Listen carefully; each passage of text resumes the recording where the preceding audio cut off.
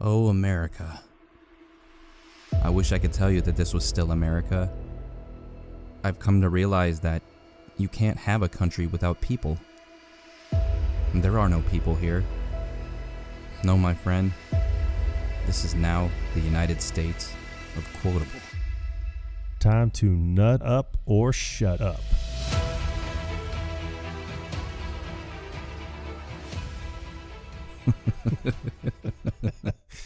I think that flowed nicely. It did. It really did. It kicked up a notch. It did. Welcome to episode 2, season 2, Quotable Nation. Hashtag 2. Hashtag. This, I remember when this movie came out, and this is the movie called Zombieland, if you didn't read the title. Oh my gosh, is it ever? I think I saw this in the theater with my dad. I saw this in the theater with my cousin. Yeah, and it was a lot better than I was expecting it to be. Oh, see, I think that it met my expectations and then exceeded it. Okay. Yeah, this movie is fantastic. There may not be as many quotable lines as there are in a lot of the other episodes that we've done, but, you know, the scenes are what really make the movie. Like the scenes and the characters, you know, it really moved this thing along, and it made it an enjoyable zombie movie where it wasn't just in your face, grotesque, just.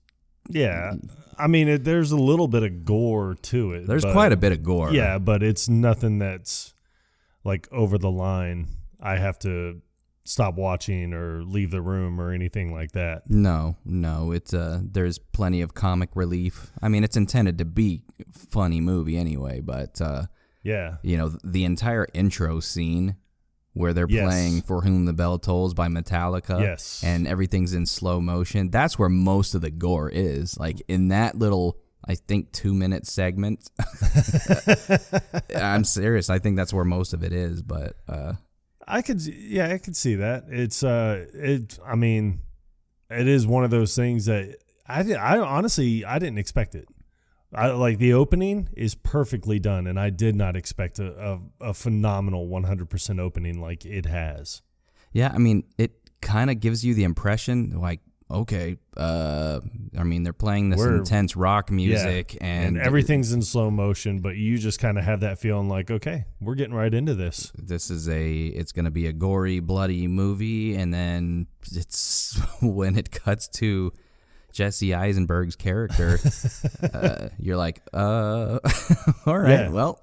You got this dweeby guy who, I mean, in all honesty, I knew that he was the main guy in it, but I kept waiting for him to meet his demise. I don't know. Something about, I mean, like his character is hysterical and he has good on-set chemistry with everybody else in the movie, but at the same time, I'm like, I just don't like you. He seems like the type of person that if there actually was a zombie apocalypse, he would not have survived at all. No, not even a little. But he's got rules. Yes, he does. And the rules, a good portion of them make sense, but I think the rules are kind of more there to just be funny. They are, especially how they bring them up in the movie, and they overlay them on top of the scenes in the background. Yeah, it's done in such a way that it accents the movie in such a way. But he has he lists 32, and the 32nd rule he adds after meeting Tallahassee, who is played by Woody Harrelson. But you only get to hear 10 of the 32 rules that he has listed down. The first one that he mentions pretty close up is cardio. Yes, you have to have good cardio because right when that guy ate the first contaminated burger from the Gas and Gulp and started all this, patient 0, you know, the fatties went first. Right. So poor you get fat bastards. You get to see he wasn't living this, you know, crazy elaborate lifestyle before Zombieland happened. No. Not even a little. Nope. I think he mentions that he was sitting in front of his computer basically playing video games for like 3 weeks straight. So, but he lives in an apartment by himself. Leaning tower of pizza boxes. Ample amounts of Code Red, Mountain Dew. Yep. Oh man, Code Red. That used to be my jam back in the day. Yeah, I mean it was good. It's nothing compared to the original, but still, it had its moments. It is funny because it is a bit of a nod to like when we first started hanging out. Yeah, we would always make a joke about just playing video games, drinking Mountain Dew. Yep. The usual. Other people enjoy it, and I like that. Yes, it's nice to know. So do I. Yeah, he's not living a fulfilling life. He doesn't have a very close relationship with his family. So, I get the impression that when Zombieland happened, he wasn't even aware of it. I think what is great about his perception of it is one of the quotes that he had in the movie was, I was treating people like zombies before they were zombies. And now that there's no people, only zombies, I really miss the people. Hindsight's a mother. But so it shows him in his apartment. He gets a knock at the door, and it's his neighbor, yes, who you only hear referred to as 406. Yes, played by Amber Heard. Played by girl number 1. Yep. But it's only referred to her as 406. Yeah, she comes in and she explains to him that why she's pounding on his door in the middle of the night. She was chased by a homeless guy. Yeah. And he wasn't just running, he was sprinting after her. Like sprinting. And she was like, that's not even the worst part. Worst part is he tried to bite me. Yeah, that is the worst part. Yeah. I should have led with that. But I love his reaction because he's like, oh no, your reaction is totally justified. This is the right reaction to have. Yeah, he's like, I'm afraid of stupid things like clowns with red noses and what the shit. He says the white rags that they use at franchise chain restaurants to clean the tables. Yeah, they do have a certain smell. She even looks at him though like, that's the dumbest thing I've ever heard in my entire life. So this is so stupid. In his he's trying to be hospitable. Yes. He pours her a coffee mug of Code Red. Yeah. Normally you give people. I love as he hands it to her, it's just kind of like, there, dear child. Like, this will make everything better. Calm your nerves. And she sips it and immediately. Yeah. She's like, is this Mountain Dew? He's like, Code Red. And then he has like a little Ziploc baggie of Golden Grams. Yes, the Ziploc baggie. It keeps them crisp. She's just like, nah. No, thank you. I don't think so. I should have knocked on 405's door. But, he has a lot of narration, during the scenes that he's in, just so you can kind of get a feel for his mindset, like what he's going through. And then he hasn't had any luck with ladies at all. I kind of have a feeling that he doesn't have luck with anybody. Period. Yeah, I mean, like, he comes off as a guy that's like never had a friend. Like even a best friend growing up. It's just more. He's a recluse. Yes. And he even says that he got that from his parents because his parents are like that. His parents are recluses. They avoid people also like they're the plague. Ironic. Well, anyway, 406 passes out on him. Like she's laying on him on the couch and then. Yeah, she just wants to get a little bit of sleep. And, you hear about at some point, he wants to be able to brush a girl's hair behind her ear. Yes. That's just, I don't know, his bucket list thing. Yeah. It's, and he goes to do it, too. He goes to make the move. But, he thinks about it, and then he stops himself. Yeah, He's like, cowers. Maybe this is not the right time, or maybe he panicked, and, he wussed out. But he's awoken. He falls asleep on the couch. He wakes up, and the girl's not laying on him anymore. No, and this is where you see the true Amber Heard, a monster. Instead of shitting on his bed, she tries to bite his face off. But you know what we're saying, Johnny. I got your 6. I mean, I don't know what's going through his head at this point because I don't know if he knew about the zombie stuff happening at this point. He doesn't really. It doesn't seem like he did. Like he was. It didn't seem like he was aware of it because he's talking to her like what are you doing? Like you're like I know that you're in there somewhere. 406. You're being irrational. Just having a bad day. But he looked tuckered out. He didn't have any weapons, like real weapons at this point. No. He tried to throw a blender or use a blender as a weapon, but then the jar on top of the blender just falls to the ground. Well, it's funny because it wasn't even glass. Like it was one of those old plastic blenders. Is this going to do much damage? I mean, the base of it probably would have done more damage anyway, but he decides to, all right, this isn't happening. So he runs into the bathroom. Yes. And she's chasing after him. He closes the door on her foot. Yeah, and breaks her ankle. Breaks her ankle to the bone's sticking out. And he actually apologizes to her. He's like, oh my God, I'm so fucking sorry. Nobody apologizes to a zombie. Yeah, my God, man. Have you lost your bearings? Formalities at a zombie affair? Anyway, she's able to break into the bathroom, and then the only thing, after quick scuffle. He uses the shower curtain. Yeah, to try and stop her from biting him. And this is a pretty creepy scene, to be honest with you. I mean, it's not. I mean, the movie itself is not scary to me at all. But when he's holding the shower curtain tight across her face, and you can see her teeth through it, and she bites, and then sticks her tongue through a tear in the shower curtain, and it's just black goo, whatever. I'm guessing they use some corn. Yes, I don't know, man.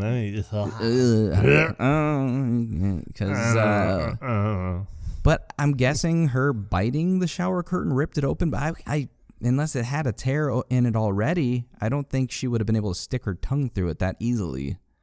I don't think so either. But I mean, I don't know how zombie tongues are. I don't want to know. Neither do I. But eventually he fights, her off, and then uses the top of the toilet. Yes, the toilet lid. That's whatever you want to call that thing. Yeah, lid. He nails her once, runs out of the bathroom. He keeps the topper with him. Yeah, and she comes out of the bathroom and comes running at him again. And that's when he nails her again, and then that's when you see his second rule. Double tap. The double tap.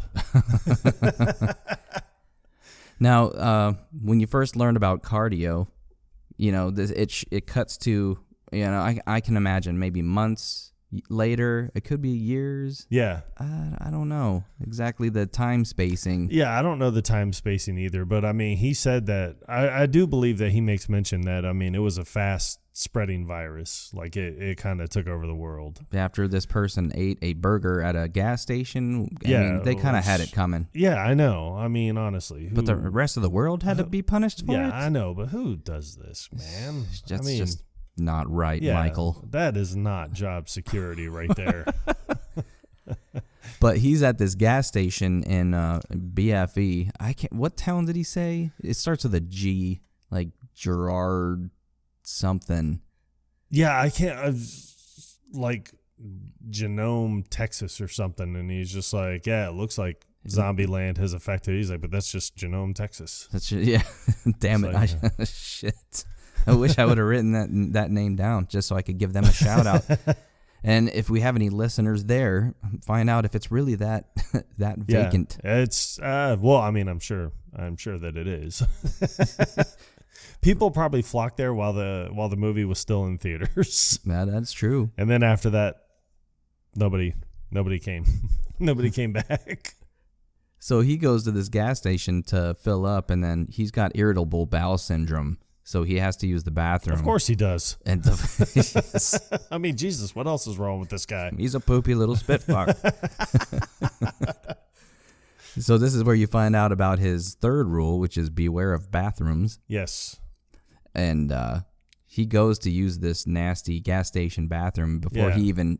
And you can see him hesitating to open the door. Yes. Before a zombie busts through, starts chasing him around the... Yeah, like he's got a sixth sense. Yeah. He's got that tingle. Yep. The Spidey tingle. Yep. Oh, that was from his bowels. So this zombie comes busting out and starts chasing him around the parking lot. Well, as he's running away, another zombie comes out of God knows where and starts chasing him also. Like inside the convenience store area, so I think. He just takes off around the parking lot, which is, in all honesty, when it shows the wide shot, that is hysterical. Just to see these three people out in the middle of a big empty parking lot just doing one big circle all the way around so he can get far enough out front to get back to his car to try and unlock the door. He drops his keys and he has to do another lap. So he has to do another lap because they're running up on him. And then it shows him again on the wide shot. But then it shows cardio. It shows number one cardio. Yep. Just superimposed on top of the parking lot. And he finally makes it back to the car, picks up his keys, looks, and the door's unlocked. So he's just like, of course. Which is funny, because that would happen to any of us. Not in a zombie situation, but, I know I've tried to beat the rain. And then you'd be kind of torn. Like, if we were in a zombie apocalypse, you wouldn't want zombies to get into your car. Right. And they seem to have enough consciousness to, open doors and everything. Yeah. So it's like, do you lock the door or do you leave it unlocked so you can get into it quicker just in case you are being chased? Well, I can tell you there are no zombies now, and if I just run into the gas station, I know I'm going to be invisible side of my car. I roll up the windows and lock the doors. It's just human nature in this day and age. Well, fortunately, most people who have cars have the remote. Yeah. So they don't have to worry about fussing with the key. True. It is very true. Yeah. And this is where you learn about his rule number 4, which is fasten your seatbelts. Yep. Because he gets into the car. That's just common knowledge, though. Always wear your seatbelt. You want to do it regardless of zombies. Seatbelts save lives. I think that's something we can all agree on. And this is where it's proven, too, because as he's driving away, a zombie pops up in his back seat and is trying to kill him. So he takes off as fast as he can, runs into a wall, and the zombie flies out the windshield. Still not dead, though. No, still not dead. So as it's trying to jump back into the hole that he made in the windshield to get to him, that's when Columbus shoots him in the chest, and he rolls off and then gets out of the car and goes and shoots him again. Because you got to follow rule number 2, the double tap. Double tap. Yep. And then he sits down, but at least he did find a place to go to the bathroom. So he is going to need a clean pair of underwear. I like how he explains double tap. He's like, if you're being chased by a zombie, she's like, don't get all stingy with your bullets. Yeah. He's like, this poor woman, because, it usually shows cutscenes of other people being affected by, Right. The non-rules, the non-rule followers, I guess. Yeah. This poor woman could have been saved from being a zombie Happy Meal. Yeah. She had just fired another one. Yeah, that's all it takes. You can always get more bullets. That's right. Yes. Yes. Yes. Woohoo. You all right, Morgan? I will continue to be, because I'm going to follow the rules, damn it. Yeah. So as he's, tretching along, I can't remember what rule number it is, but he's walking on some, abandoned interstate where you see, crashed airplanes, cars run off the road and everything. But his rule is travel light. That's rule number 7. 7. See, I wanted to say 10, but I knew that was kind of high. Yeah, he all he has is this little rolling suitcase and then his shotgun. Yep. And this is the introduction of my favorite character of the entire movie, Tallahassee. He's walking down this highway. And he hears something off in the distance. It's like a child that's wandered into a movie. He turns to be faced with, what is it, a Chevy? No, it's a Cadillac, baby. Oh, that was the Caddy. That's right. And it has like a cow catcher on the front. Yeah. It looks like a snow shovel. Big old snow plow on the front, like bulldozer type of thing welded onto it. A big number 3 spray painted on each side. So Columbus, before he gets his nickname, Yeah. He hides behind, another car, Right. hoping that this guy doesn't see him, which, I mean... Yeah, it's too late now. Honestly, he's already been spotted. If somebody's driving, it's not going to be a zombie. Yeah. They don't have the dexterity. Well, what's great is, they even, he put, like, the Cadillac drives by him, it stops, Tallahassee gets out, played by Woody Harrelson. And they kind of have this little standoff showdown where, Columbus has his double barrel pointed at him. He pulls out his little shotgun and points it at him. But he's hiding behind a motorcycle. Yeah, but it's just like, okay, well, you can tell that neither one of you are zombies. So exactly what is the friction here? It took a little bit longer than it needed to for them to just, like, and I think it was for more comedic effect. And it worked. Yeah, it worked. It did.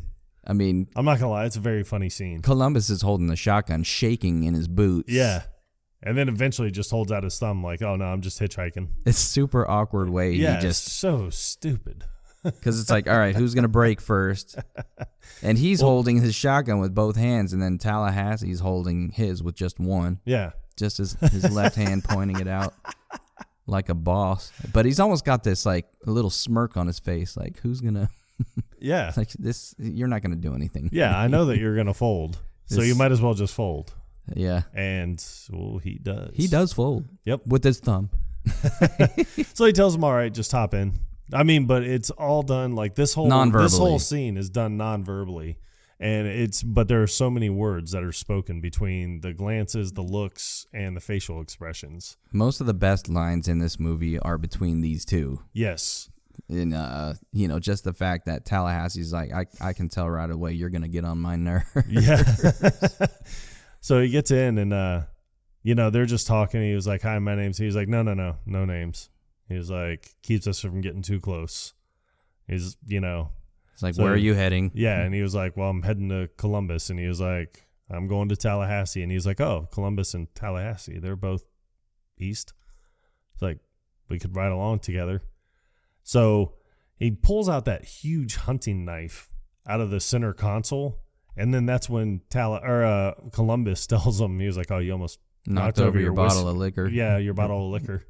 So then he pours him a shot. And what? I'm trying. Was it a?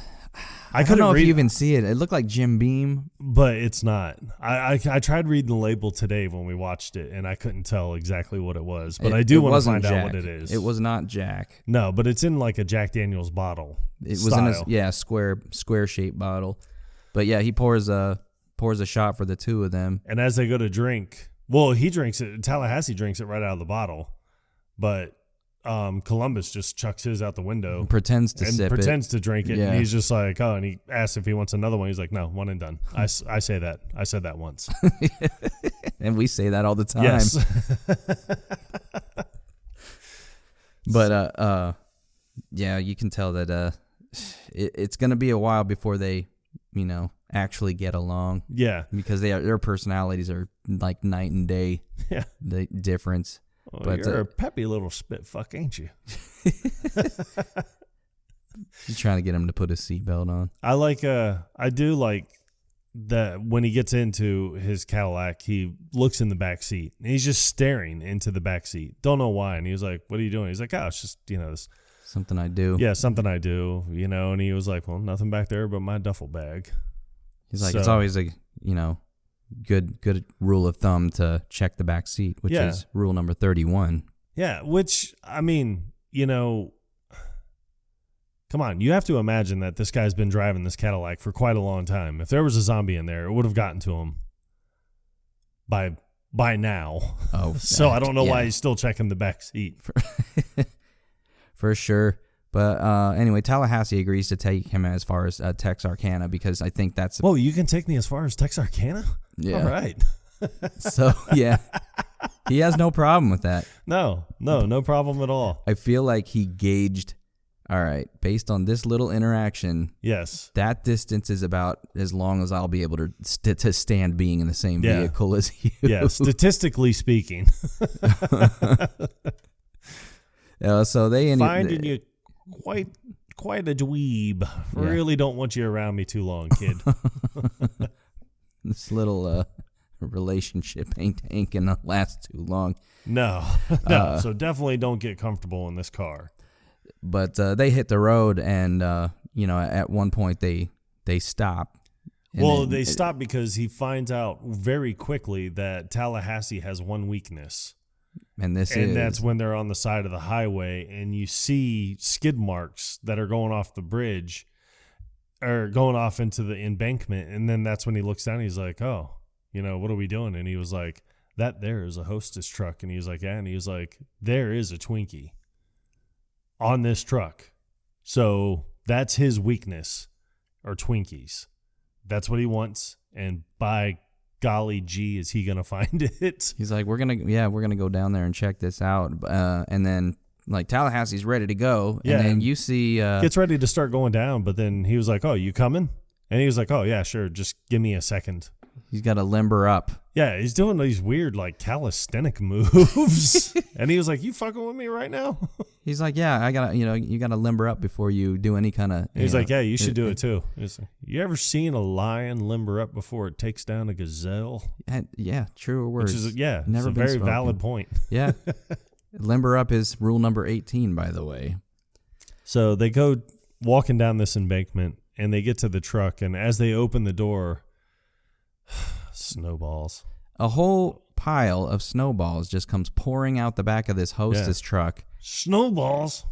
It's like, I hate snowballs. I love snowballs. No, that's what he tells me. He's like, I hate coconut.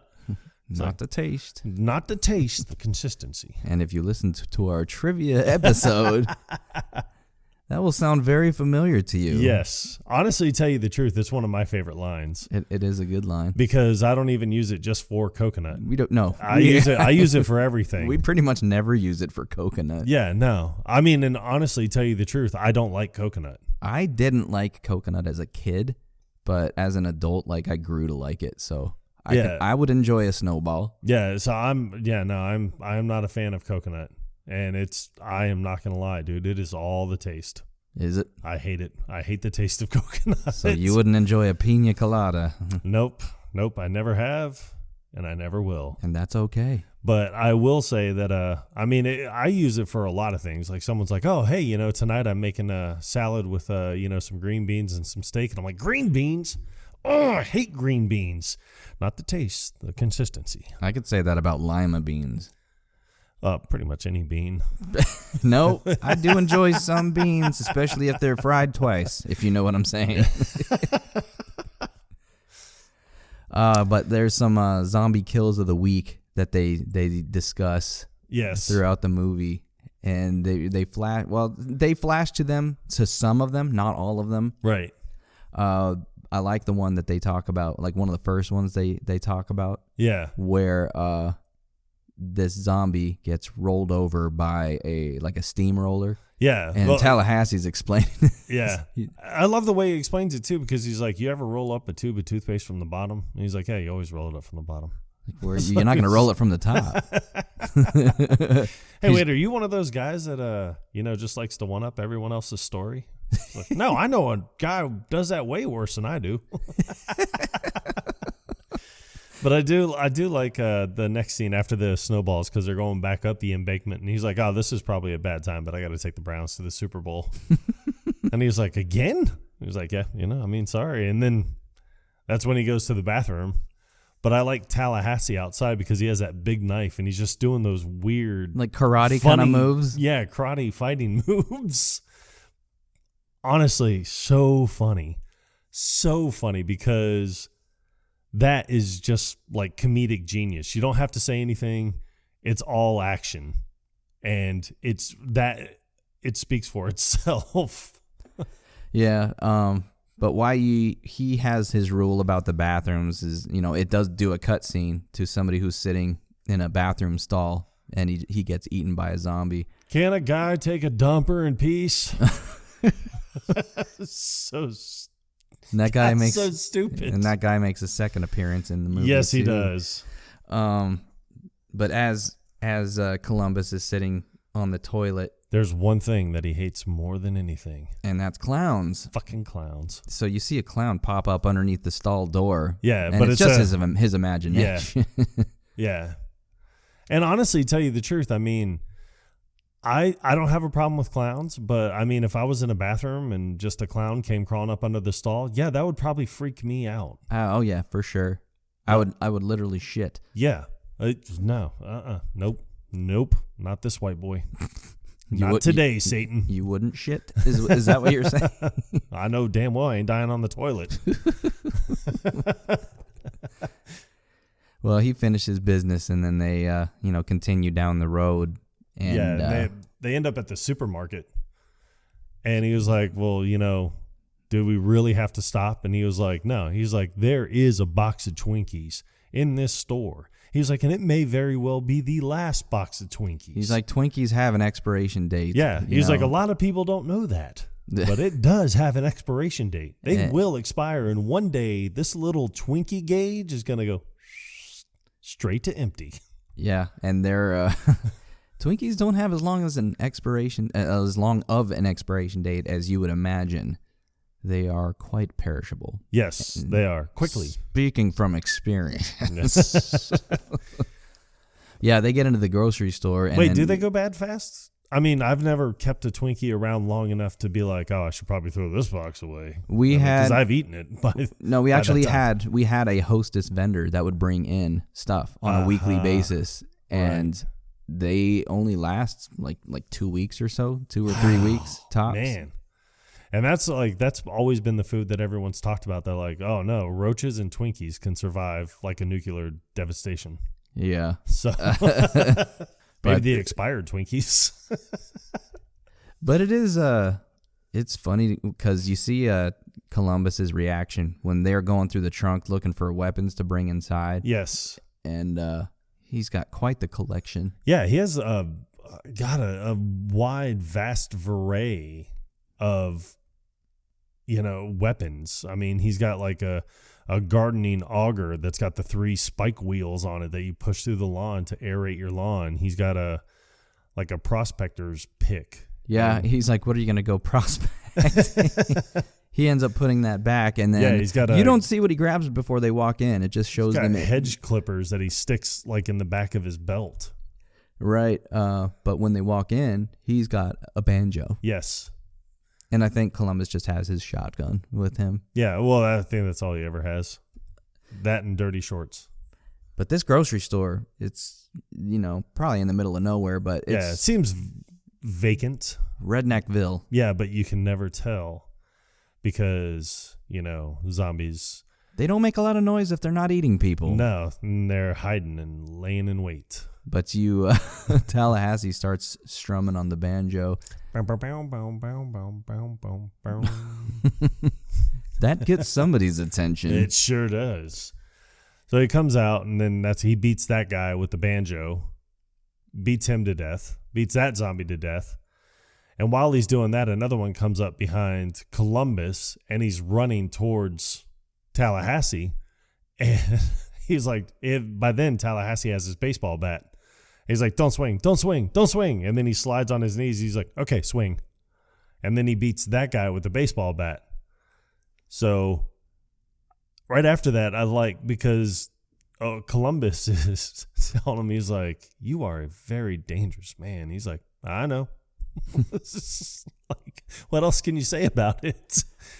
I think he says that when he sees the weapons in the back of his trunk, but when they're in the store, he calls them like, you are like amazing or something like that. I know.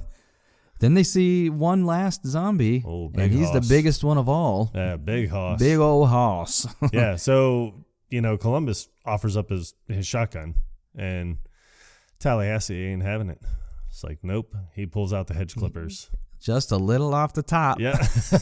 And you don't see it happen. Nope. You just see the hedge clippers sliding across the floor. Yes, bloodied. And then just blood dripping off of it. Yeah, I like what they say as they're looking back down the aisle at these 3 zombies that they just killed, and they're like, boy, these guys have really let themselves go. He's like, yeah, they're really fat too.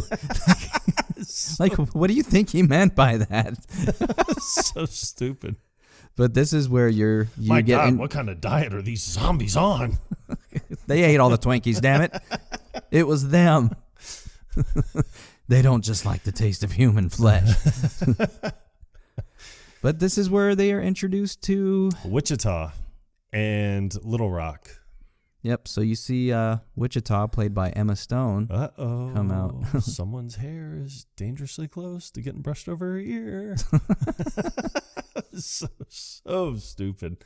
I mean, and I feel kind of bad for Columbus because he's like one of those guys who's like, hey, I just met you and this is crazy. I'm in love with you. That's how it is. He is a romantic. You know, as much of a recluse as he is, he wants to find a girl that he can spend the rest of his life with. Yeah, that he can bring home to his parents. But since his parents are so paranoid, freakishly obsessed about being inside even more than he is, maybe I can find a girl to bring me home to meet their parents. Yeah, which, you know, before they get to this grocery store, they have this little conversation in the car. Tallahassee's asking him, he's like, when's the last time you did the no pants dance, whatever. Yeah. He names it a couple different things, but Columbus isn't picking up on it. Yeah, he's like, went 20 toes. Yeah. And he's like, laid some pipe. He's like, went heels up to Jesus. Something about the gravy, damn it. I can't. You painted the inside of the walls. Past the gravy. Past the gravy, I think. And he was like, oh. He's at made love. He's like, well, no, just sex. Just sex. And because he doesn't have a sex story to share, they happen to be passing along he makes something up. A FedEx truck that had boxes all over the side of the road. He's like, well, 3 weeks ago in the back of a FedEx truck. I was heading east, she west. Yep. And we made shelter in the back of a FedEx box. Oh, you dog. What was her name? Beverly Hills. Come on. I know. Really? It's so funny. You could have said anything. Yep. He could have said 406. Yeah, exactly. So, and I think at this time, you kind of think, I'm pretty sure Tallahassee knows that he's just full of shit. Like, this isn't something that is like, okay, I'm not believing your story. I'll go along with it.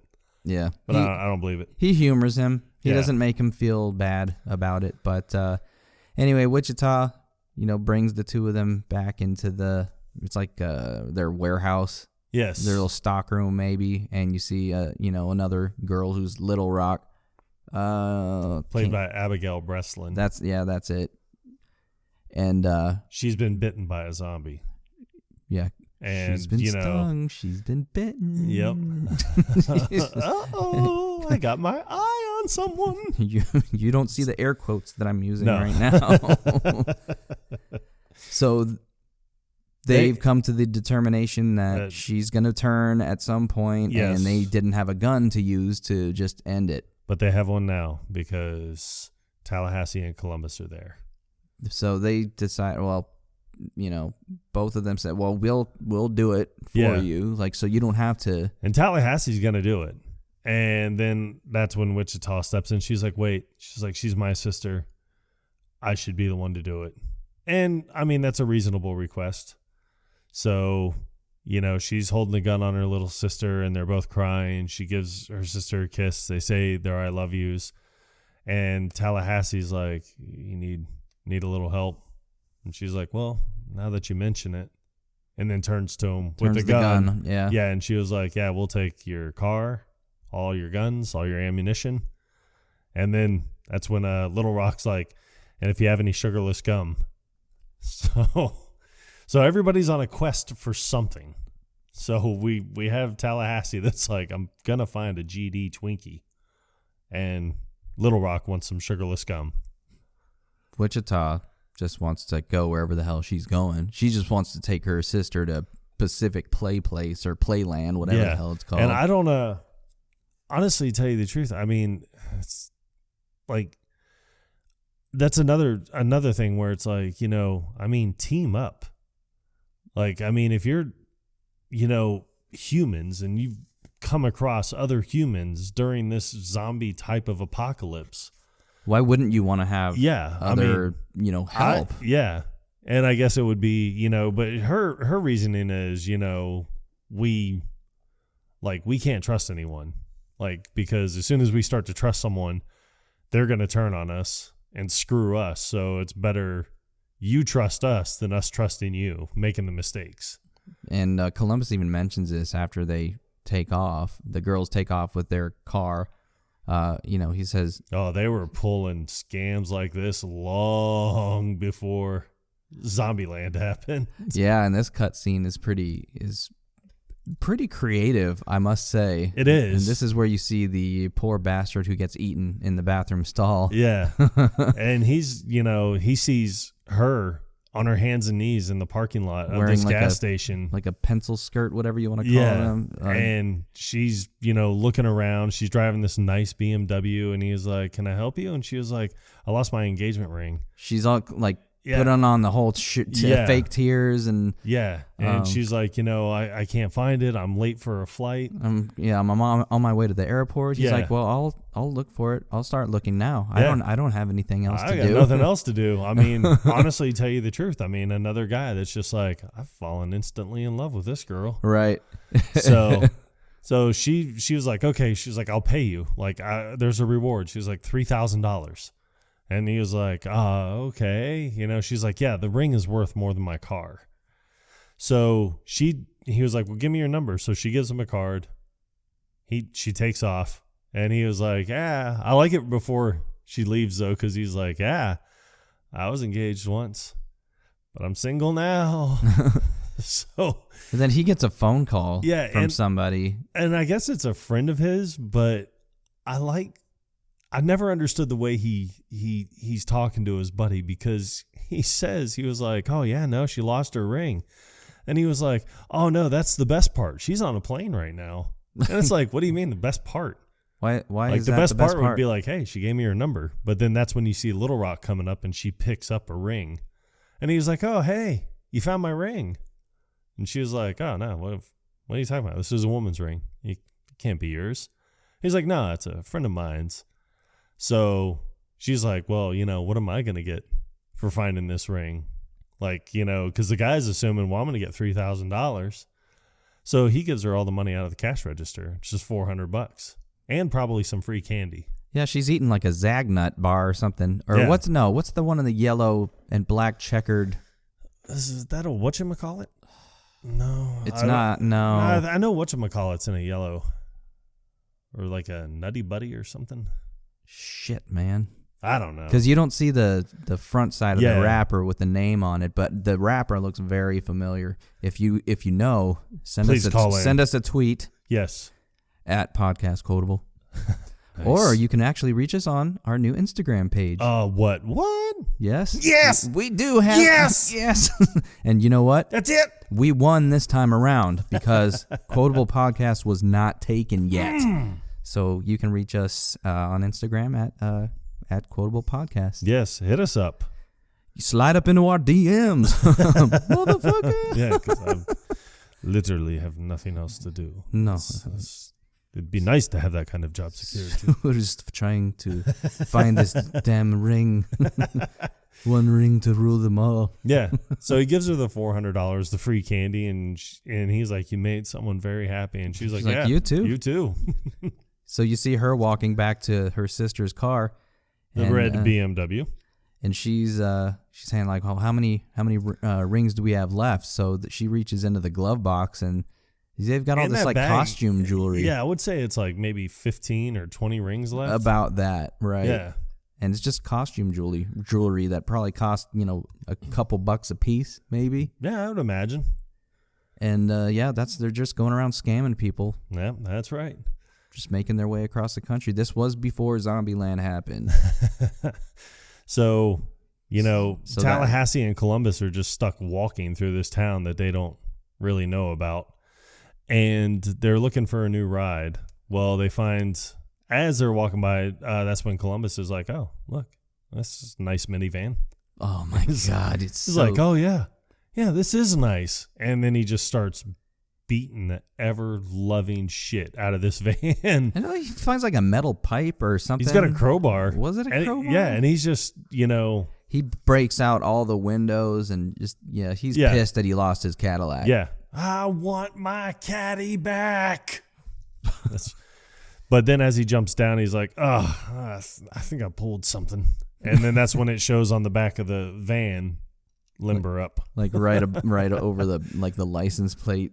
So Tallahassee justifies it, just via Columbus's narrative. Yeah. He does a little voiceover. He's like, Tallahassee says, like, you gotta, let off some steam every once in a while just to kind of remind you, like, what we're all here for. Yeah, and he was like, as long as he doesn't use a crowbar on me, I'll just sit and wait. Yep. Keep yourself sane. That's right. But they do happen upon an upgrade, a Humvee. A yellow H2. And it looks like it's crashed into a house, and it looks like someone's dead in the front. Right, because they have the sense to check inside the car to make sure there's no zombies inside. Yeah, because there are two hands on the steering wheel, but the rest of the body's gone. Yeah. So I guess it's been eaten. So who would just eat the arms and not the hands? I don't know, but there was one time where I met a man with fake legs but real feet.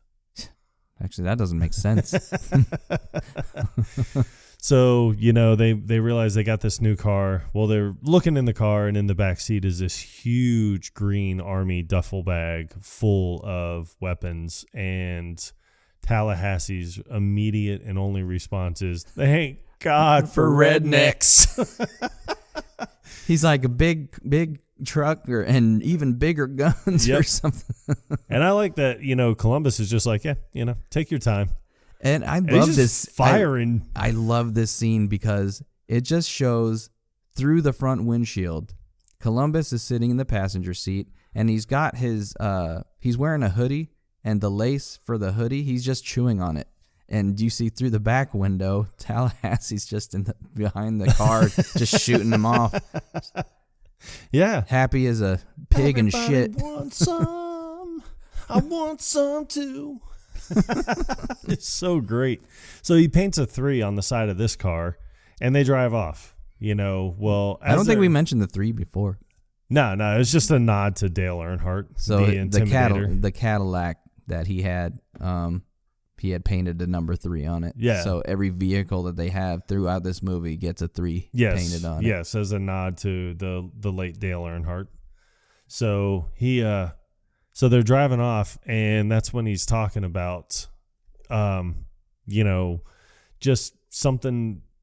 It kind of seems like they have idle time, but Tallahassee's not a very philosophical person as Columbus is. And Columbus, when he tries to talk or even have an answer, it's just like, we could have been in the backyard and catching fireflies and, doing this, but instead we're, doing this. And so Tallahassee's just like, man, right now we got a Vortec, all this ammunition. He was like, and by the end of the day, the good Lord willing, a GD Twinkie.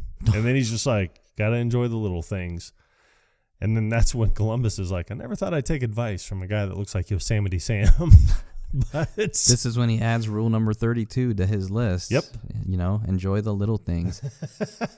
But I do like the scene, and I believe this is when he still had the Cadillac, when they're riding down the road, and he sees that one car that was off the side of the road, and then it looked like 2 business, like maybe they were coworkers or could have been husband and wife. I'm thinking husband and wife type of thing. But they're both dressed in like business attire, and the woman is eating the man who's already dead. You got this lady here who's enjoying her manwich. Yeah, I love that.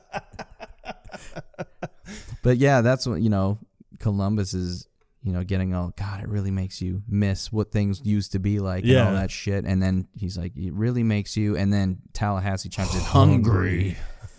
It's like, I'm deeply worried about you. He speeds on by, opens the driver door, and just, it hits her right in the face. Yeah, slams but right in her. I just love it because he's just like, it's like he finds such amusement in the little things. And this is, Columbus explains that Tallahassee just deep down to his core hated zombies. Yeah, but he is glad that he's on his team because Tallahassee's been in the ass-kicking business, and business is good.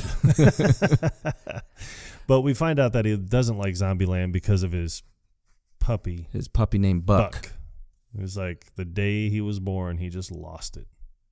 Yep. So they, it just shows a little montage of him playing with a little dog. And He's during making Zombieland, he lost his dog. And honestly, tell you the truth, that's exactly how John Wick started too. That is true. John Wick became a badass. Actually, he was already a badass. Yeah, I think, but he had to before. come out of retirement. He did. Because you killed my dog. Have you seen John Wick 3 yet? I have. I have not. Don't spoil it for me. It's pretty much the same as the other two, isn't it? No. I mean, some things are explained. Okay. All right. So that's on the list. Yep. Well, my personal list. Yeah, to personal watch. list. Not very quotable. List. No, probably not. He's a man of very few words. Yes. I guess we could just be. End of episode. Bad guy number 1 dead. All right. Tease the next one now, Dutch.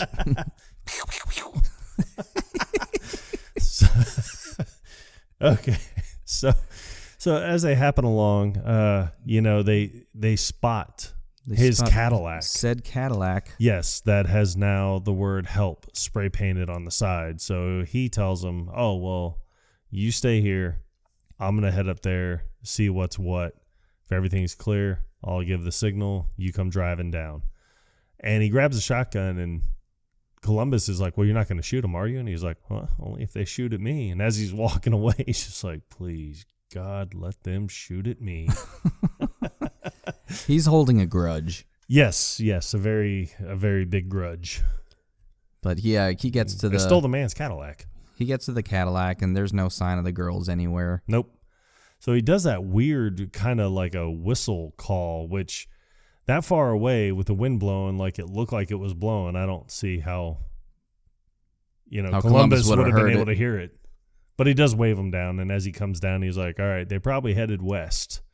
He's like, we'll just drive slow, keep your eyes peeled. And Columbus just like, all right. And he just kind of looks and stares at him. He's like, they're in the back, aren't they? He's like, and then Little Rock pop up. She's like, just me. So I do like it because she was like, gun, please. And he was like, oh, no. It's like, he was like, I don't even think you know how to use it. And she shoots the gun out of the sunroof. And that's when he's like, oh, please, God, don't kill me with my own gun.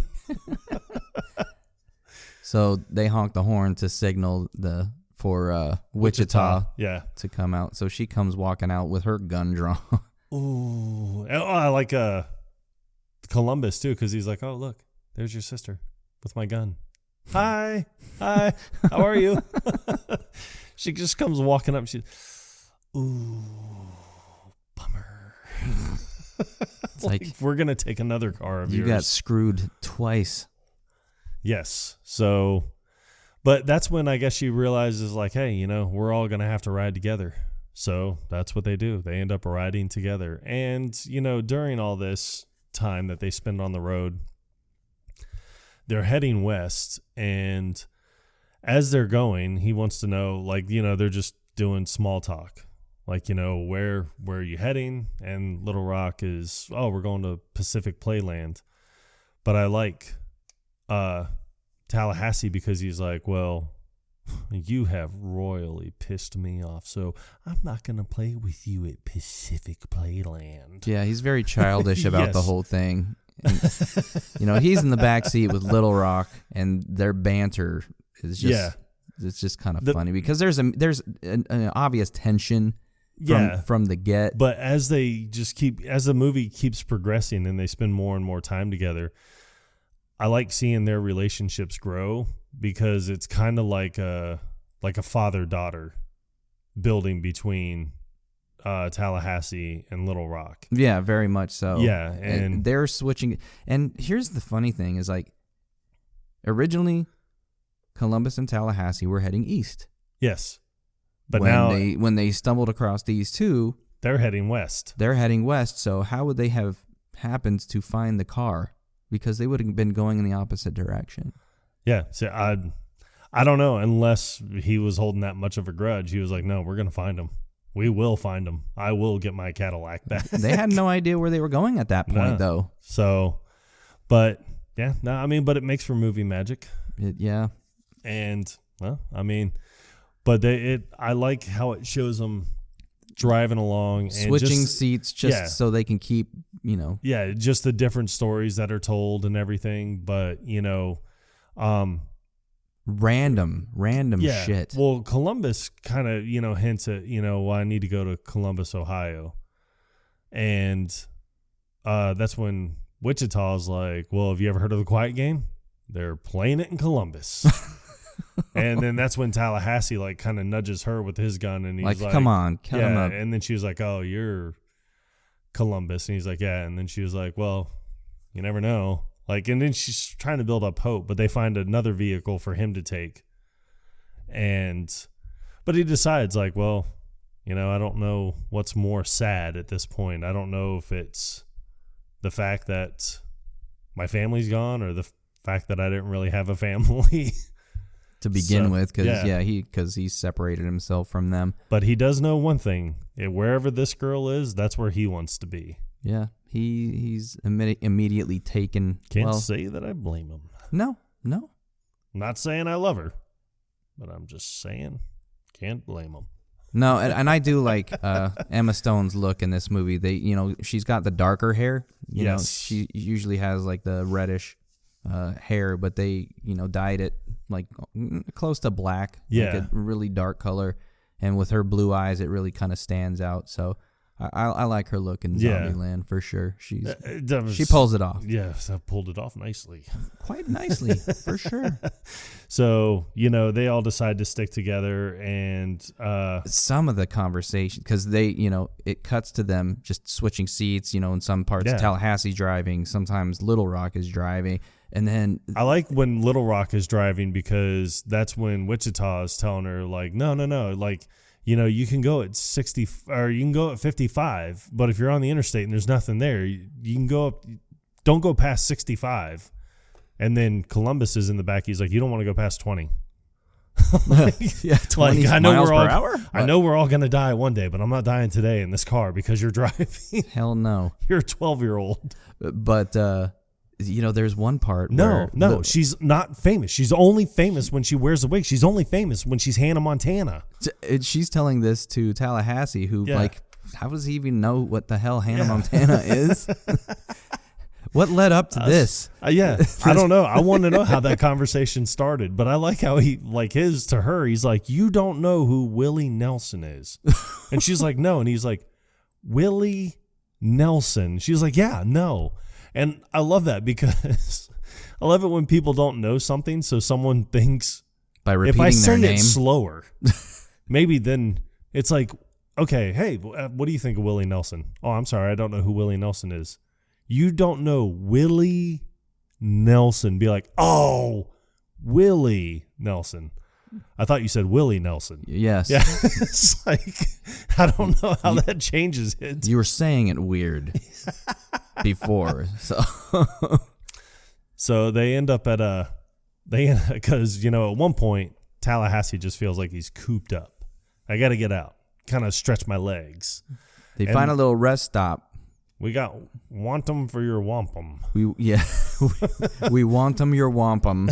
It's this little pit stop. Yep, that'll work. Native American Kimosabe.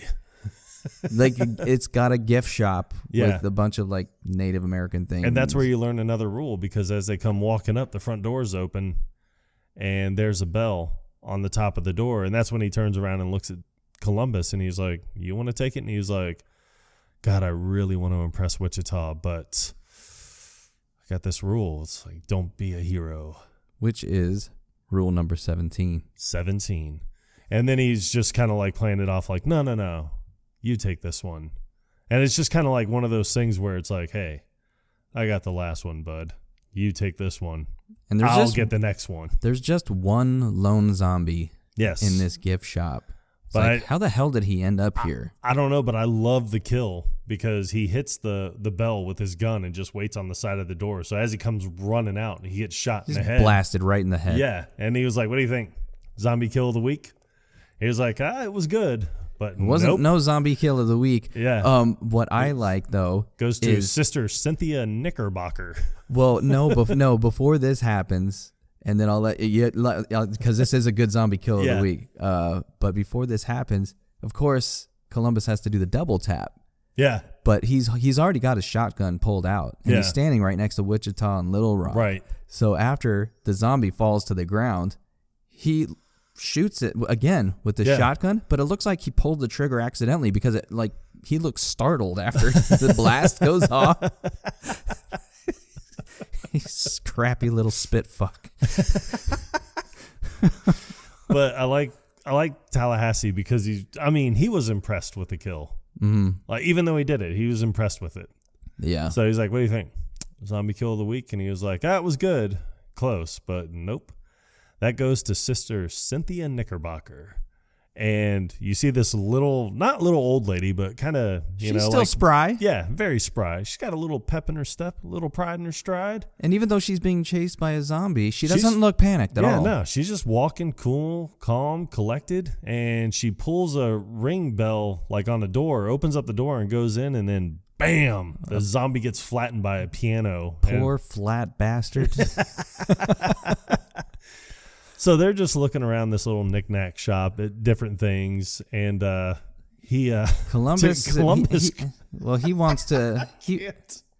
I can't. Go ahead. Well, go ahead. Columbus, he wants to impress Wichita, and he finds this little display with like colognes or whatever. It's perfume. It's pretty much perfume, but I mean, maybe he doesn't know the difference. Tallahassee points it out. So he sprays some on his wrist and smells it, and it's like, I mean, come on, I'm a guy. But there's this little funny. You spray it like on your shirt, right? Or you spray it up in the air and then walk through it. There's a couple different methods. Yeah, but you don't spray it on your wrist and then rub it on your neck. But Tallahassee can smell it as he's walking up looking at greeting cards. He's like, oh, perfume, huh? Yeah. It's like, he's like, cologne. It's cologne. It's like, I'm thinking, it's like, yeah, Claire Magnifique. He's like, you're trying to, you're trying to fuck Wichita. Yeah. He's like, hey, I think I heard you back in Santa Fe. Yeah, because you see Wichita's over trying on hats in the mirror, and everything. And then, but he says, "Well, I mean that ship sailed because she's already fucked both of us twice in the past 24 hours." Right. But then he was like, "All right, well, good luck, Petunia," and goes walking away. And then that's when he grabs the bottle real quick and just sprays him on the back of the neck.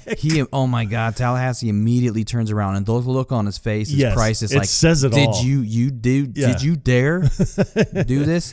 And I like Columbus's immediate apology, like in the chamber. He's like, but it's so funny because he was like, "I want to begin my 3-part apology just by saying that you're a wonderful human being." He's like, "You know what? Save it." He was like, "It's okay, but I want you to know I have beat wholesale ass for a whole lot less than that." He was like, "So I'm going to give you 45% power," and punches him, but he knocks something over and breaks it, and then that's when he's just like, "Yeah, go on, break another one." And then Wichita sees she hears the commotion, looks over, and then Columbus, he just knocks the other vase or whatever that was on the table down. And then that's when this whole, montage of them destroying this place. And it is, and this, kind of ties to the rule: enjoy the little things, even if that is. Because you gotta blow off steam, man. Even if that is destroying a lot of little things. Exactly. So they leave, get back out on the road and everything. Well, they make it to California, and they are kind of over by Hollywood. Yep. And they're in Beverly Hills. Yeah, and that's when Columbus brings up that sleep deprivation is probably the number one cause of death.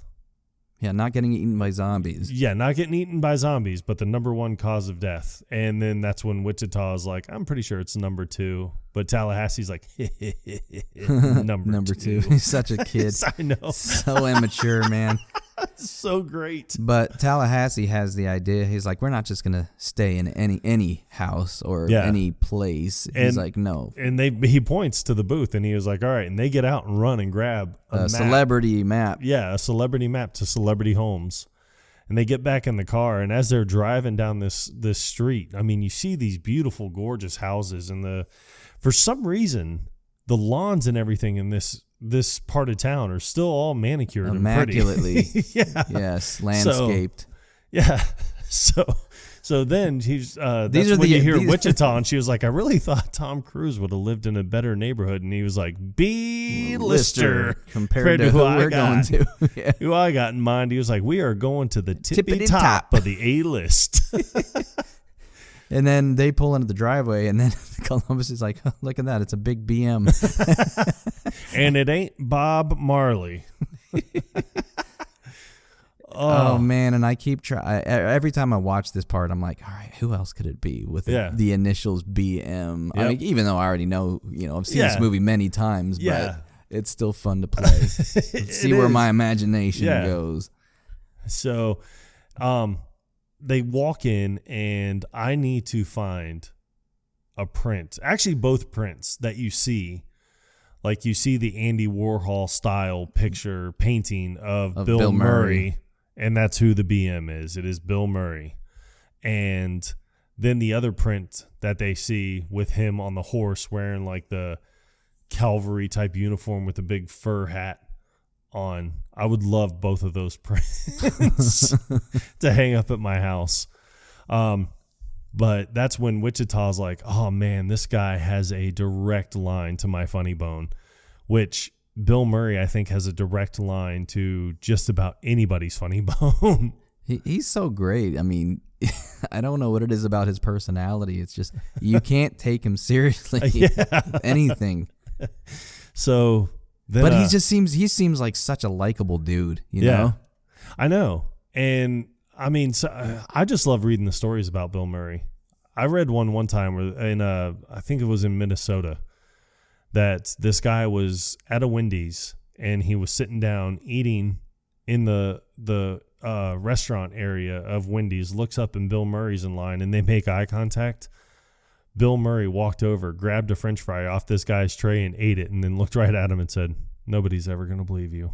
And then turned around and walked away. That is awesome. But I believe that story. I'm sure it happened. So they're going through Bill Murray's cabinets and everything because they're looking for food. But not just any food. Twinkies. And then that's when you hear Little Rock, and she's like, well, no Twinkies in here. And then Tallahassee just like, fuck. This house is empty as hell. Yeah. But what's funny is that's when Wichita's like, I told you we should have gone to Russell Crowe's. I said Russell Crowe's, and nobody ever listens to me. You think Russell Crowe's going to have fucking Twinkies? Nah. So it's so great. But then they decide to split up and search the rest of the house just to make sure that, nobody else is there. Tallahassee goes up the stairs with Wichita. Why do I get stuck with her? But Columbus takes Little Rock, and the only reason he takes Little Rock is because he wants to learn more about Wichita, and who better to learn it from than her little sister. Right. So, but they stumble across a movie theater. Yes. Inside of Bill Murray's mansion. Awesome. Yeah. This would be very nice to have that kind of job security. And because Little Rock doesn't know who Bill Murray is. No. What do you mean? It's like, I've never punched a little kid before, but that's almost like saying, I don't know, you don't know who Gandhi is. Who the hell's Gandhi? What? Come on, give her a break. She's 12 years old. So they go into the movie theater, and he's like, I'm going to introduce you to Bill Murray. Well, loaded up in the projector is Ghostbusters. And I like the opening scene of that, because as they're sitting there, he's just like, oh, this is the exciting part. You're finally going to find out who they're going to call. And they're already playing the theme song. It's the Ghostbusters. and they've already revealed Ghostbusters. Yeah.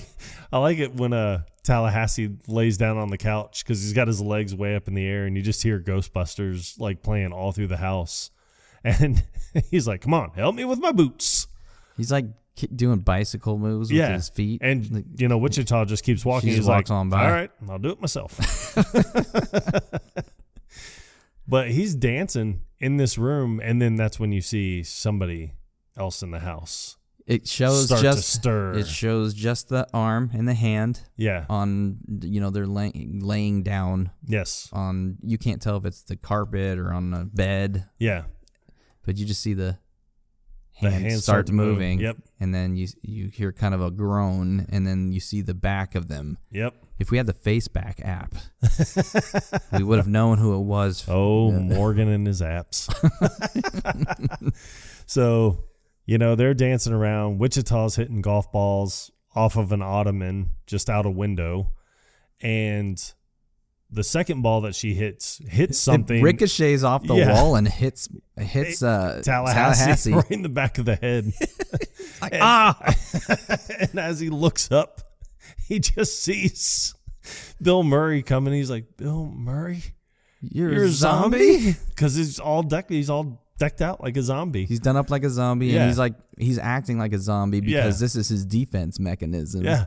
So here comes Wichita around from behind and just gives him like a kidney shot with a golf club. Oh. And you see him, and he's like, "Ah!" He's like, I'm on fire. It's like, oh my God. It's like, is this your hospitality? And she's like, oh my God, I'm so sorry. It's like, we thought you were a zombie. And then he was like, oh. And then I love Tallahassee's reaction because he's like, yes, it's Bill fucking Murray. And he was like, 6 people left alive in the world. One of them's Bill Murray. And he's like, God, I've been watching you since I could masturbate. Not that the two are related, but I've seen every one of your movies at least 1 million times. And he's like, I don't mean to gush. Yeah.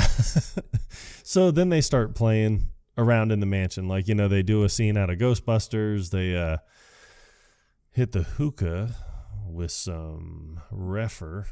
All loaded up into it because he's trying to show them a little bit of West Coast hospitality, if you know what I'm saying. No idea. But they want to know why he's like dressed up like a zombie, and he's like, "Oh, well, I still like to get out and do stuff. It suits my lifestyle." A buddy of mine in makeup. He's like, zombies don't mess with other zombies. Yeah, and he was like, "Yeah." He goes, "Yesterday, I just walked onto the Riviera, played 9 holes. He's like, not a person there." He's like, oh, and he was like, yeah, I just saw it. And then when she's looking at him with the hair, when Wichita's looking at him, he's like, you're staring at me. Yeah, and he was like, it's a hair piece. And she was like, sorry, you just look like Sammy Hagar. And he was like, yeah, saw Sammy just last week. No, Eddie Van Halen. Oh yeah, and then he was like, yeah, over at the Hollywood Bowl. Oh really? How's he doing? Oh, he's a zombie. But I like he's like cherry something. Like he's explaining how he does his makeup to look like a zombie. He's got some berries for under his eyes, just a little bit of makeup, and then some licorice. Some licorice for the ladies. Yep. He's like, but it suits my lifestyle. So they play out a scene from Ghostbusters, and then oh yeah, Emma Stone. I mean, I'm sorry, Wichita. Yeah. She's pretending to be what's her face. Annie Potts. Yeah, she's like, oh, it's up on the ceiling. Yeah, you guys gotta get it. Yeah. It's so disgusting. Don't cross the streams. It's like, don't cross the streams. But then somehow I think they blow a fuse or something. Well, the lights flicker on and off a couple times.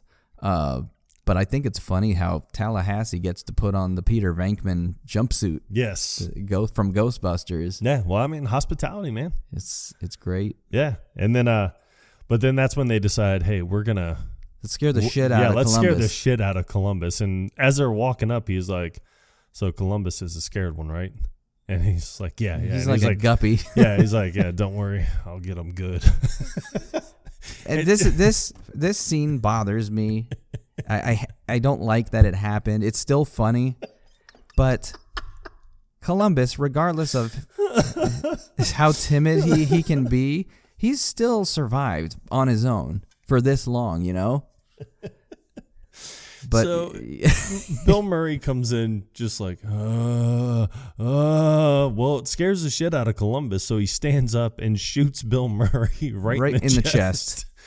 Who falls backwards and to his left to sit down in a chair. Well, Wichita and Tallahassee come running in, and they're like, oh, man. He's like, oh, Mr. Murray. He's like, I think it's just Bill. It's Bill now. But this he's point. like, well, Bill says to Columbus, he's like, is that how you treat people you just met? It's like, oh my God, I can't believe it. I just shot Bill. Yeah. Murray. And then that's when Tallahassee tells him, he's like, Bill, I don't think we're going to be able to stitch this. And he touches the wound. Yeah. And he's like, that's still tender. Like you could literally like, just happened. Exactly. Like, oh my God. Of course it's still tender. Don't touch it. Yeah. So do you think you're going to pull through? I love the pause and the dramatic look straight to Columbus. And he just says, no.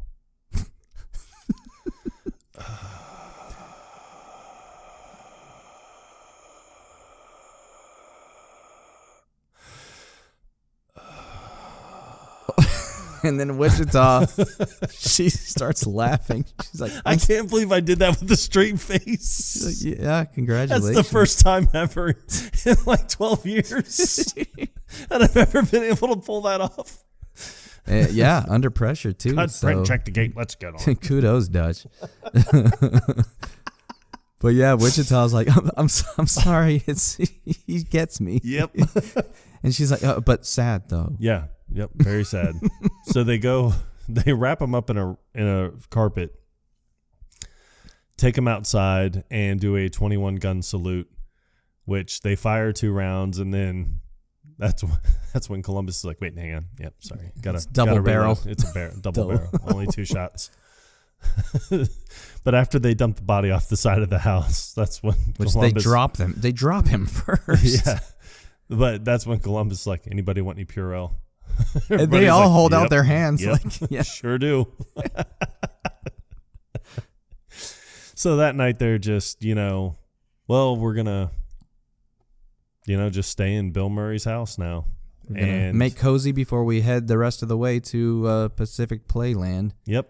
And, Tallahassee's downstairs laying on a chaise lounge, just shooting a bunch of different ornaments. Yeah, and just doing some statues. target practice. Yeah. And Little Rock comes down to join them.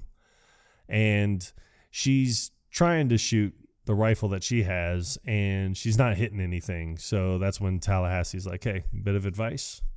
It's like, breathe slow on the exhale and squeeze the trigger. So that's what she does, and then she becomes a phenomenal shot. But that's when Wichita goes to find Columbus, and she's got a nice bottle of wine, and she's like, hey, don't make me drink alone. So they go off and, share this bottle of wine. And he's just in there. He's in one of these rooms. He's like straightening one of the paintings. He's like looking at all these knickknacks that are on top of a little bookcase thing. Yeah. It's like, what are you doing? Yeah, exactly. I mean, come on. The guy just died. I mean, you don't need to go through his stuff just yet. Seriously. But no, he joins Wichita. They ended up, sitting down in one of the bedrooms and, kind of reminiscing. Yes. But I like he's because they reminisce about the year 1997. Yep, it was a 97. But he was trying to read the label of the wine, but he doesn't speak French. Georges de la something. I can't. De la Fontaine. Yes, or something. It's something weird. It came out of the Fountain of George. He's like, it's a 97. Yeah, and she's like, ooh, 97 was a good year. And he was like, oh, really? And she's like, yeah, first R-rated movie, Anaconda. First tattoo, which I don't recall what the tattoo was. I think she said a butterfly. Or a Pegasus or a porpoise or porpoise, something. maybe. Yeah. And then he was like, really? And she was like, fake. It's like, God, I hope so. It's like first kiss, Scotty Lynch. Scotty Lynch. And he's like, oh, do you use tongues and stuff? He does this weird hand motion when he's trying to get the question out. Did you guys use tongue? She's like, why, are you jealous? And he was like, yep. Jealous of Scotty Lynch? Yes. Yeah. Yes, I am. I like that part because I love the honesty. Yes. He obviously likes her, and I'm pretty sure she's picked up on this. Yes. At this point, you would expect him to lie just to save face, but no, he doesn't. No. And I appreciate that about it. Yeah, and I think that, And like I said at the beginning, a lot of the things that are done in this movie and that are said in this movie are the facial expressions. Like that's where, in all honesty, like watching this movie, that's where I've seen the most, not even just emotion, but what is said the most. What is said the most in is conversation. non-spoken. Yes. But when he's talking about his 1997, he was talking about how he got headgear, retainers. I think that was the only thing that he even mentioned about 97. Do you recall him saying anything else? Oh yeah, no, he got his first B. Like that was just as frightening as Anaconda. That's right. That's right. Yeah. That's right. And he was like, my first school dance. Sadie Hawkins. It was Girl's Choice. And she's like, so nobody picked you? He's like, it was Sadie Hawkins. It was Girl's Choice. Those bitches. Those bitches? The way she says it is so great, too. Those bitches. I think that we have come to a point where we can take a word from our sponsors. We'll be right back. We are back. Yes, sir. Those bitches. It's so great. How did you like our sponsors? Oh, I don't even know if they played an ad or not, but yeah, it's a crapshoot. It's a crapshoot. It's a crapshoot. So from here we have they start basically dancing. Well, Wichita, she has to make it up. She feels for bad the for entire 8th grade generation out there. So she says on behalf of all 8th grade girls, which is kind of creepy if you look at it like that. It's a real pedo-y. I don't know if that applies here, but yeah, probably not. But still, it was a sweet gesture. Yeah. So she wanted to redeem his opinion of females. Yes. Well, I think his opinion of females is still pretty high for some reason. I love them. Yeah. I love females. I love girls.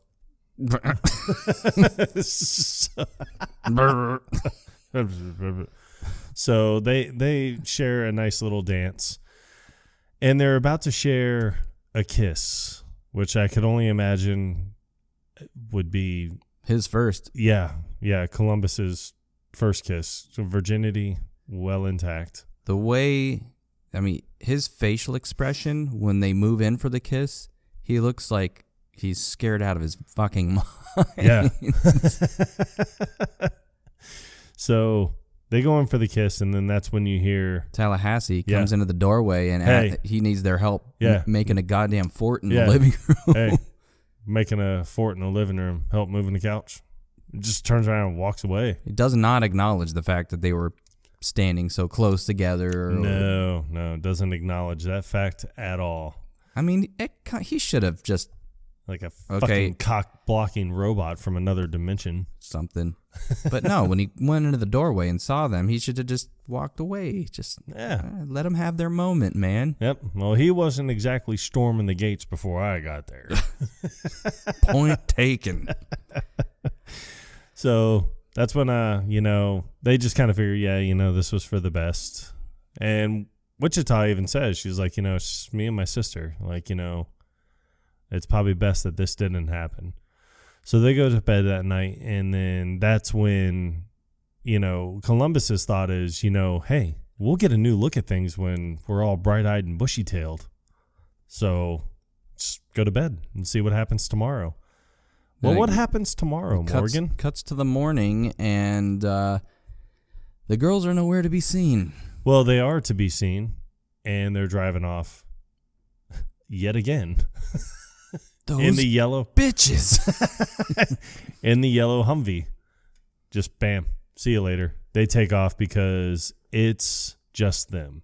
They cannot trust anyone. They don't want to trust anyone except each other. So that's when, I think Columbus, I can't remember exactly what he calls Tallahassee, but he was like, you're like a giant fucking cock-blocking robot from another world. So, but then, they drive out to Pacific Playland, and they get there, break through the fences and everything. Tallahassee's given up on trying to, maintain that, relationship, whatever the hell you want to call it. Like, everyone's going their separate ways. He's done with them. Yeah, everyone's going their separate ways now. And I like that he still brings up, hey, you know what they call Twinkies down in Mexico? Los Submarinos. He's like, and that's where I'm heading, partner. He's still on his quest for that golden nugget of goodness. You are correct, sir. So they're packing up, and, you know, they're talking about the girls and everything, and it shows the girls at Pacific Playland. They've started up all the rides. They've started up everything, and this part of the movie has always bothered me. Bothered you and me. Well, even when they're pulling in, like, if I may interject for 1 second. Yeah. When they go through the gate that's chained up, yeah, it opens way too easily. Well, yeah. But I mean, I know they're in a Hummer, but still. I mean, but see, like that I can forgive, because it's like, I mean, you know, I don't know what kind of chains and locks were available after Zombieland took over. But I mean, it just opens. It just, like, there's no resistance whatsoever. Yeah, instead of master, they probably got it in the mail, and they're like, what the hell is moster? Okay. It's probably just as good at locks. Like, yeah, no, it really doesn't. It's just for show. But it's used for ceremony. Yeah. But they start turning on all the rides and everything, and it's just like, okay, you know, the one place in the entire United States of America, possibly the entire world, is an amusement park. That's supposed to be zombie free. Yeah, it is an amusement park. I mean, there's going to be zombies on the outskirts of this amusement park. So what are we going to do? Hey, let's go over to this place and turn on literally all the lights, all the music. We're going to ride every single ride. Let's do this. We're going to draw as much attention to ourselves as humanly possible. Drives me crazy. I hate that. Because, I mean, it's like, I mean, you know, I could understand it from the 12-year-old's point of view, but, I mean, come on, Wichita. Jesus. Have you lost your bearings? Yeah. So, you know, anyway, but it does make for a good movie because of how everything transpires at this point, because they're riding the rides. Well, the zombies are looking up like, oh, hey, look, that wasn't on a second ago. Now it's on. Let's go see what this is all about. It's like the open sign to the buffet is, you know, just been turned on. Yes. So, you know, all the zombies take off towards Pacific Playland. And that's when it shows the guys back at the house, and they're just packing up, going their separate ways. And I love Tallahassee's goodbye because he's not a sentimental dude. No, he's not sentimental at all. So he just looks at Columbus, and they've shared all this time together, and you could tell that they probably have become somewhat pretty good friends. And he was like, well, that'll do, pig.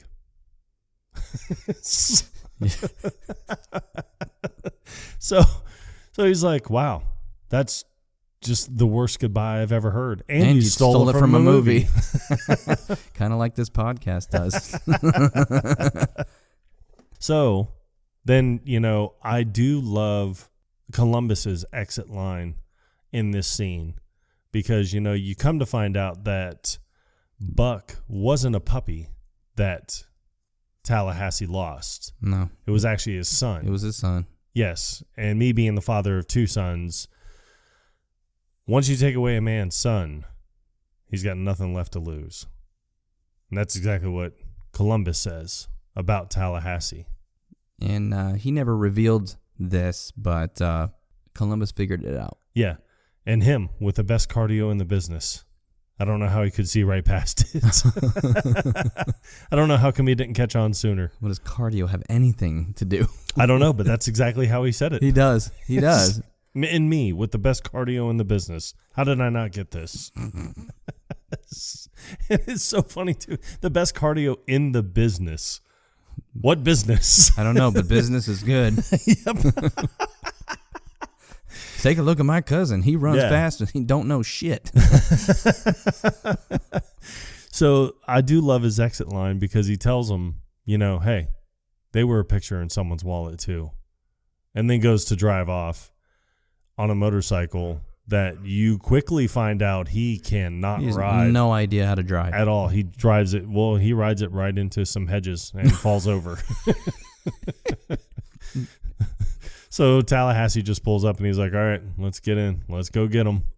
So they're going to get the girls. Well, this is the one time when they arrive at Pacific Playland that they realize, hey, the girls may actually require our assistance this time. right. Because zombies have taken over Pacific Playland, and the girls are stuck on top of One of those tower rides. Yeah, where it shoots you straight up, and then you come back down and shoots you up again. So I can't stand those rides. well, that's where they are stuck. They are stuck at the top of that ride. I like their entrance. Tallahassee and Columbus, they pull in to the playland, and then they're met by a group of zombies. Yeah. And Tallahassee just guns it, and then he does a 180 in the car as he's shooting an automatic rifle out the side, and he just kills a ton of them. Yeah, I don't know where you got these guns from. I mean, I'm assuming it's still the redneck guns or whatever. I mean, I don't know. Maybe Bill Murray had a vast surplus of weaponry. I think when they got to Bill Murray's mansion, they probably took the guns out of the car and brought them into the house with them. Yeah. Just in case. But since the girls took the Hummer and drove it into a lake. Yeah. I don't know. Yeah, you never know. So, anyway, I mean, but now they have a new array of weaponry. I mean, he's got handguns. He's got the shotguns that he has in the back of the vest that he puts on. It's got the 45s, right? Yes. Oh, yeah. And then, he's got the machine gun. But I like the reprise of the double tap because after he mows down this group of zombies, yes, he drives over them a couple times, and then up pops on the screen. Double tap.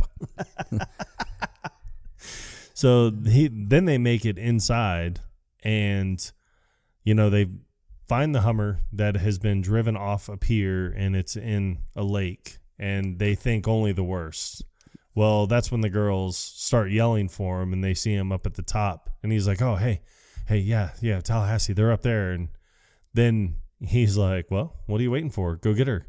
He pulls out a bullhorn from like an air horn. Yeah, an air horn from God knows where. I have no idea where he got this thing from. Yeah, and then just starts, blowing that, and he lures the zombies away. Hey, Tallahassee's great this time of year. Come on. And all the zombies start chasing him. And I love his admiration, his courage, because he always goes into these things like with no fear. None. And whatsoever. He's just like, but I mean, his mentality is like, what are you talking about? I'm not going to die from a zombie. Like, I'll die choking on a Twinkie before I die from a zombie attack. He's like Walter. Yeah. Fucking nihilists. Zombies don't give a shit about anything. Fuck me. Nihilism. I dabbled myself with nihilism one time. Not Nam, of course. Damn it, Walter. Does everything have to be a travesty with you? But no, Tallahassee, he runs. He tries to find a good spot to hunker down and just, kill a bunch of these zombies to get them away from Columbus. Even before that, I mean, he gets on the roller coaster and just jumps on the roller coaster, and he's just picking off zombies as he's driving by. Yeah, I would have just stayed on that. Me too. I think he had a good vantage point there. A great vantage point. But no, he goes into one of those prize fucking things. Yeah, like a vendor, like a vendor booth or something, where it's like, hey, I want to buy a stuffed animal or something. Yeah, he shuts the cages to the windows. Which I guess would have been more helpful in a situation, because when he was on the roller coaster, he had the shotguns. And at some point, you're going to run out of ammunition for the shotguns. So then you just have handguns. But as he jumps into that booth, he's able to lay out his ammunition, like the clips on the handguns. And if you do the math on it, people like I have, he doesn't have enough ammunition to take out all the zombies that are gathering around this booth. No, and you don't see him pull out any other guns when he gets in there. So no, and I mean, but still makes for great TV. It really does. It really does. So he gets into this booth, and the horde of zombies just surrounds this entire thing, and he's just, free reign. Like, just they have no way to stop him from killing them all down. But a couple strays end up chasing Columbus. Yeah, and this is where you realize that Columbus, he has to take a hard look at his rules, because he is able to run through this park and take out the zombies in such an intricate way where he doesn't waste ammunition. Like one of them, he jumps over a guardrail and the zombies follow him, but it's like a swinging kind of wheel-looking thing, like a big ride that it looks like 7, 8 people could ride at a time. Oh, more than that, I think. But it rotates and swings at the same time. You'll know exactly what we're talking about. And there are 3 zombies chasing him, and those 3 zombies get taken out by this huge wheel, which is awesome. Yeah, but as he gets up to the main gate for the ride that they're on, you don't see what he's looking at something, but you don't see what it is, and you just hear him narrating. He's like, "Look at this fucking clown." Yeah. It's like an 8-foot clown. You didn't expect it to actually be a clown. Yeah. Not only is it a zombie, but it's a clown. It had to be a clown. Yeah. It had to be Wichita. Yep. Exactly. So that's when you have to sit there and look at your rules and just go, you know what? Sometimes you have to break the rules. It's time to nut up or shut up. So he had to make an amendment to his don't be a hero rule. To just be a hero. Yep. Because desperate times call for desperate measures. So he doesn't have any ammo because he gets rid of the gun. No, because he pulls out that little baggie out of his pocket where the ammunition was. It was empty. It was empty. So it was just kind of like, well, fuck. So he runs over to the strongman podium where you hit the hammer. Yep. And gets the sledgehammer and hits the clown once in the stomach, and it falls over, and then hits him in the face. But I love when it hits him in the face because you hear the nose squeaky. Yeah, you hear the nose squeak. And then he gets in there and gets them down off of the ride and everything. And then they're like, "Hey, where's Tallahassee?" So they go to look for him. They're back at the car and they're looking for him, and he's like, "I think I know." And he looks because on one of the doors it says deep fried Twinkies. So before they become deep fried Twinkies, they're actually Twinkies. Regular Twinkies. And he's inside this little shop, and he's like, "Where are you?" He's freaking the fuck out. Yeah, because he can't find them. He's kicking other stands over, and he was like, "Where are you, you little spongy bastards?" It's like, "Come to daddy." False advertising. Yeah. And he's destroying the inside of this thing. And, they're like, okay. Well, they hear a noise, and Columbus, as jittery as he is, just turns and fires 2 shots through a door. God knows what the noise was. I mean, it could have just been like someone hunkering down for shelter. It sounded like... And living off of Skittles. It sounded like glass hitting something. Yeah. Like glass getting knocked over. So when they open the door, some rats run out. And that's when... I like that because that's when you kind of see a little bit of fear from Tallahassee, because he's just like, as they go running by. I mean, and it's more because it's unexpected, but I mean, God, you've been fighting zombies for the entire fucking movie, and you got 2 little rats. And it was like, like, oh no. Well, it's like Ace Ventura with the bats, Yep. Same thing, man. But no, you see that there was a box of Twinkies indeed on the shelf in this closet, and now it's a box of buckshot. It's full of buckshot. Maybe you could just eat around it. And I love this part where Columbus is like, "Words can't express," and then don't. It's too soon. He's like, so he goes digging through the box. He's like, "I can, pick out the buckshot. You like, just eat around." Yeah, just don't. No. So yet again, you have to realize that the quest for the ever elusive Twinkie continues. Has to go on. So they, as he's coming out of the closet where all the food was stored, you hear the car driving off, and that's when Columbus is like, no. So he goes Not running again, out. Yeah. right. And the car stops. The girls, Wichita's looking out the window. Little Rock comes up out of the sunroof, and they're just kind of smiling like, oh, haha, we got you. Well, Little Rock throws something to Tallahassee, and as he catches it, you realize it's a Twinkie. The look on his face says is it all. Priceless. Yeah, like absolutely priceless. Like he is so happy he's gonna cry. Yeah, and he so he unwraps it and just starts eating it, just like digging in, like, oh my god, like this is the best thing ever. This is the only thing I've ever wanted. So then they're like, all right, come on. And as they're walking up to the car, they just start to pull off a little bit. We've all played this game with our friends. Like, ha, ha, ha, you suck. Like, come on, get in the car. Loser. I mean, they've teased it. Yep, they did. They've left them multiple times throughout this movie. That they have. So, but everyone gets in the car, and that's when you realize, or that's when Columbus says, I realize that this is exactly what I was looking for. They trust me, and I trust them. We are a family in this United States of Zombieland. Until next time, my friends, remember, work on your cardio, wear your seatbelt. This isn't really a rule, but, use sunscreen. It never hurt. A little sunscreen never hurt anybody. At some point, I do want to see if they ever had a finished list of all 32 items. Oh, I'm sure it's out there somewhere. And I'm sure that we can find it all. God, man, so many rabbit holes we could get down. Oh, we could probably make up our own list if we wanted to. I already have a list. Do you not have a list for what? Apocalypse? Apocalypse? It is my apocalypse.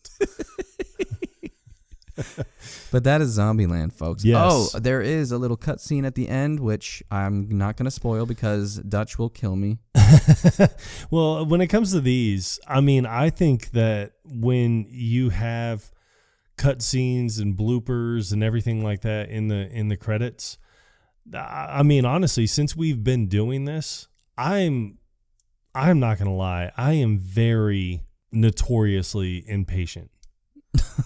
I'm a very impatient person. I hate sitting through the credits. I just hate waiting. I can't stand it. So I just always sit there and think like, okay, when a movie's done, oh, it's done and I'm done. But since we've been doing this, I have tried to make it a point to stay through the credits of the movies that I watch, because you never know, there might be something somewhere. And even if we don't tell you what it is, yeah, we want to at least point it out. Yeah, and it's always a welcome surprise. I love it so. But yeah, it's a little it's just a scene that they didn't keep in the movie itself. Yeah. It's great though. It is great. So highly recommend it. Zombieland, definitely in my top 10. It's God. I don't even want to rank it right now. Too soon. I can't think of anything else. No. But yeah, if you haven't seen it, check it out. If you have seen it, I hope you enjoyed this episode. But yes. You wanna tease the next? Oh yeah. No, I'm ready, man. You ready for a lifetime of being badass, motherfucker? Korean Jesus. I just really don't want to fuck this up. I'm sorry for swearing so much. The end? I don't really know how to end a prayer. The end? Hey, stop fucking with Korean Jesus. He ain't got time for your problems. He's busy with Korean shit. Hell yeah. Yep. That's all you get. Yep.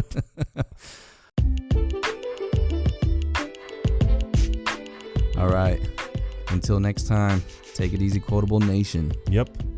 Quotable Podcast out.